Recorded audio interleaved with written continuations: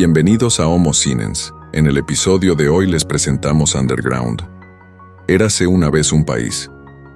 Película dirigida por Emir Kusturica. Emir Nemanja Kusturica nació el 24 de noviembre de 1954 en Sarajevo, Yugoslavia. Es un reconocido director de cine, guionista y músico serbio. Forma parte del selecto grupo de 6 directores que han ganado 2 veces la Palma de Oro del Festival de Cine de Cannes. Su filmografía incluye títulos aclamados como Papá está en viaje de negocios, El tiempo de los gitanos, Gato negro, Gato blanco, Sueños de Arizona, La vida es un milagro y Maradona by Kusturica.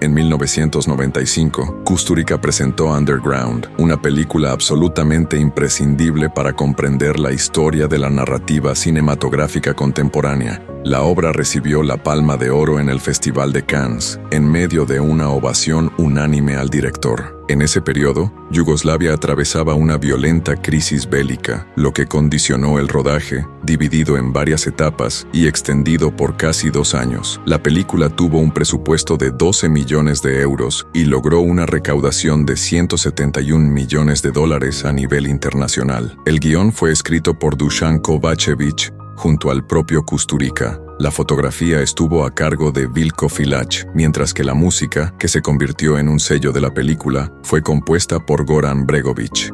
Underground fue una producción internacional que se rodó en Belgrado, Praga y otras localidades de Europa Central. Se utilizaron también escenarios de estudio y sets reconstruidos, especialmente para la ambientación del búnker. La versión cinematográfica tiene una duración de 2 horas y 47 minutos, mientras que la versión televisiva, presentada como miniserie, alcanza casi 5 horas. Aunque es una película profundamente yugoslava en su temática y espíritu, las circunstancias de la guerra hicieron necesaria su coproducción con Francia y Alemania. Considerada una de las grandes joyas del cine mundial, Underground retrata 50 años de la historia de Yugoslavia, desde la Segunda Guerra Mundial hasta las guerras de los Balcanes.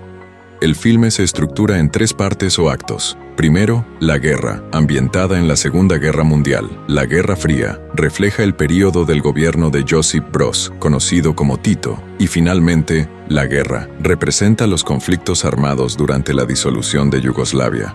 Underground es una obra cargada de simbolismo y con un contenido político directo. La película narra la historia de 2 amigos, Marko y Blaki, personajes inspirados en figuras reales de la Segunda Guerra Mundial, interpretados magistralmente por Miki Manojlović y Lazar Ristovski. En palabras del propio Kusturica, he evitado voluntariamente describir la historia desde cualquier punto de vista. He guardado una distancia irónica, pues en la historia de Yugoslavia, los culpables de las masacres cambian continuamente. Marko y Blaki son 2 delincuentes que durante la Segunda Guerra Mundial roban un cargamento de armas a la Gestapo. Ambos comparten un compromiso político, pero tienen personalidades opuestas. Marko es manipulador y calculador, mientras que Blaki es impulsivo y violento. La historia avanza rápidamente hacia la destrucción provocada por los bombardeos nazis, que alteran radicalmente la vida de los personajes. En una escena clave, Blaki rapta a Natalia, su amante y actriz de teatro, durante una representación, y asesina a un general alemán, lo que lo lleva a ser capturado por el ejército fascista. A medida que los ataques aéreos se intensifican, Marko convence a un grupo de personas, incluido su propio hermano, de refugiarse en un búnker, bajo la promesa de protegerlos. Simultáneamente, logra liberar a Blaki, quien ha sido sometido a torturas en un hospital psiquiátrico. En un episodio caótico, Blaki activa por accidente una granada, mientras Marko comienza una relación con Natalia. Más tarde, Marko encierra también a Blaki en el búnker, consolidando el engaño que se extenderá durante décadas. En el segundo acto, Kusturica despliega con maestría tanto su talento como director como el poder simbólico del cine. Consciente de la fuerza de los símbolos, utiliza el búnker como una alegoría de la caverna de Platón. Esta parte central del filme muestra cómo Marko oculta durante 15 años a Blaki, a su hermano y a varios otros personajes en un refugio subterráneo, convenciéndolos de que la Segunda Guerra Mundial aún continúa. Para mantener viva la ilusión, Marco reproduce alarmas antiaéreas, discursos y cánticos nazis, y manipula a los refugiados para que produzcan armas, haciéndoles creer que están contribuyendo a la resistencia. Los personajes viven en la oscuridad, atrapados en una realidad ficticia, en la que solo ven las sombras proyectadas por Marco mediante noticias falsas y representaciones teatrales dentro del búnker. Como en la alegoría platónica, la verdad está fuera de su alcance y su mundo es una construcción manipulada. Durante este periodo, Marco se vuelve cercano al mariscal Tito, líder del Estado socialista yugoslavo, desde el fin de la guerra hasta su muerte en 1980. Kusturica refuerza esta parte de la historia mediante el uso de material de archivo, integrando imágenes reales de Tito y mezclándolas con montajes digitales en los que aparece Marco, insertado artificialmente en documentos históricos. Vemos así el ascenso de Marco al poder, desfiles, uniformes, un pueblo aparentemente feliz y finalmente las imágenes de la muerte de Tito, con líderes internacionales como Hussein de Jordania y Yasser Arafat asistiendo a su funeral. Esta yuxtaposición entre lo ficticio y lo documental crea una poderosa reflexión sobre la manipulación de la historia y el uso político de la imagen. Marco hace creer al pueblo yugoslavo que Blaki ha muerto heroicamente por la causa socialista, elevándolo a la categoría de héroe nacional. Incluso financia la producción de una película biográfica sobre su vida, que glorifica su papel militar y político, posicionándolo como un símbolo del socialismo yugoslavo. En el tercer acto de Underground, Kusturica lleva al extremo la ironía y la tragedia de su relato. Han llegado los años 90. La antigua Yugoslavia comienza a desintegrarse en medio de guerras étnicas, nacionalismos radicales y masacres civiles. En el búnker se celebra la boda del hijo de Blaki, mientras la gran mentira de Marco comienza a resquebrajarse. La historia se torna cada vez más absurda y surrealista, reflejo del colapso no solo del engaño, sino del país entero. Yugoslavia vive el horror de las guerras de los Balcanes y el bombardeo de la OTAN. Kusturica no ofrece una historia evidente, sino una provocación emocional e intelectual. Busca conmover, sacudir y hacer pensar al espectador. Cuando Blaki y los demás personajes emergen finalmente del búnker, su choque con la realidad es brutal. No saben cómo actuar, qué creer o en qué tiempo viven. Algunos nacieron y crecieron bajo tierra y creen que todavía están en guerra con los nazis. Aquí, la alegoría de la caverna de Platón alcanza su máxima expresión. El país por el que creían estar luchando ya no existe. Kusturica utiliza esta parte del film para denunciar la manipulación ideológica, el uso perverso del poder disfrazado de patriotismo. En palabras del propio director, su intención era construir un carnaval dionisíaco en el que la historia se transforme en un espectáculo delirante y la libertad en una ilusión envuelta en música y fuego.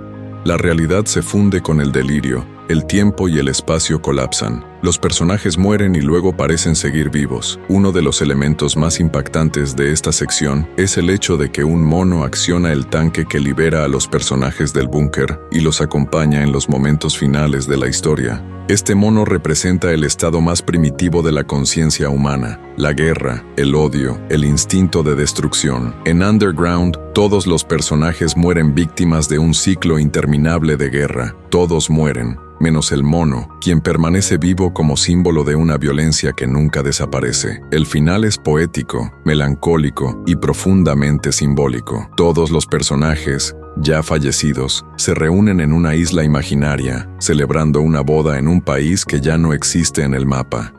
Tras el estreno de Underground, Emir Kusturica debió exiliarse en Francia. La película fue vista por algunos sectores como una crítica feroz e incluso provocadora en medio de un contexto aún sangrante. Pero más allá de la controversia política, Underground es el retrato de una nación en busca de una identidad que nunca ha poseído. Es la historia de un pueblo sin voz, con múltiples nombres y múltiples banderas, eternamente gitano, en movimiento perpetuo, a la deriva de las ideologías. Así es la tierra de Kusturica, caótica como Marco y Blaki, construida sobre el conflicto, moldeada por el trauma y la inestabilidad. El filósofo Slavoj Žižek ha señalado que Kusturica critica cómo los pueblos se inventan a sí mismos a través del dolor, repitiéndolo para generar una ilusión de identidad común.